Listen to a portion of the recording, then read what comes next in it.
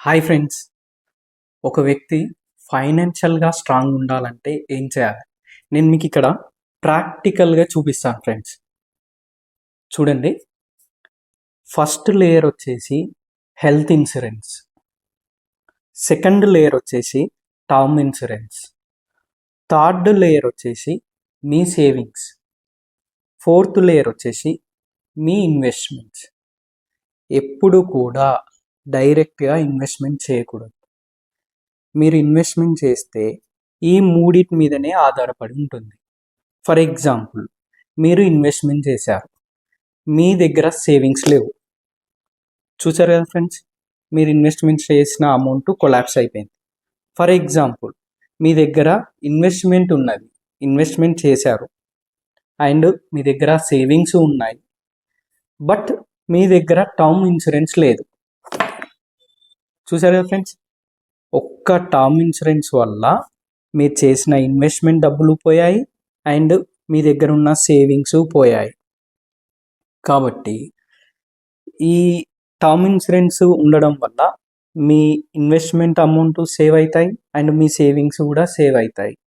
For example, మీరు investment చేశారు, మీ దగ్గర సేవింగ్స్ ఉన్నాయి, మీ దగ్గర టర్మ్ ఇన్సూరెన్స్ కూడా ఉన్నది. ఒక్క హెల్త్ క్రైటీరియా వచ్చిందే అని అంటే, చూసారు కదా ఫ్రెండ్స్, మొత్తం స్ట్రక్చరే కొలాప్స్ అయిపోయింది. అంటే ఒక్క హాస్పిటల్ బిల్లు, మనం చేసుకున్న ఇన్వెస్ట్మెంట్ పోయింది, మన సేవింగ్స్ పోయాయి, మన టర్మ్ ఇన్సూరెన్స్ పోయింది. ఒక హెల్త్ ఇన్సూరెన్స్ వల్ల ఈ పైన అన్నీ డిపెండ్స్ అయి ఉన్నాయి. ఒక హెల్త్ ఇన్సూరెన్స్, ఒక టర్మ్ ఇన్సూరెన్స్ ఉండడం వల్ల మీరు చేసుకున్న ఇన్వెస్ట్మెంట్కి ఇన్సూరెన్స్ ఉన్నట్టే అండ్ మీకు కూడా ఇన్సూరెన్స్ ఉన్నట్టే. మన ఈ రెండు కూడా మన ఇంటికి బౌండరీ పిల్లర్స్ ఎలానో ఆ విధంగా అన్నమాట. మనకి ఒక బ్యాక్ బోన్ లాగా. కంపల్సరీ ప్రతి వ్యక్తి ఈ ఫైనాన్షియల్గా స్ట్రాంగ్ ఉండాలంటే ఫస్ట్ హెల్త్ ఇన్సూరెన్స్ తీసుకోవాలి, సెకండ్ వన్ టర్మ్ ఇన్సూరెన్స్ తీసుకోవాలి, third one savings. Because savings అనేది మీ 6 months శాలరీని సేవింగ్స్లో పక్కన పెట్టుకోండి. ఆ 6 months శాలరీ దేనికోసము అని అంటే, జాబ్ చేంజ్ ఓవర్ కానీ, లేదంటే బిజినెస్ కానీ, ఏదైనా ఫైనాన్షియల్గా క్రైటీరియా ఏదైనా ఎమర్జెన్సీ ఉన్నా కానీ మీకు ఈ సేవింగ్స్ అనేది ఉపయోగపడుతుంది. ఆ తర్వాత ఇన్వెస్ట్మెంట్ చేయండి.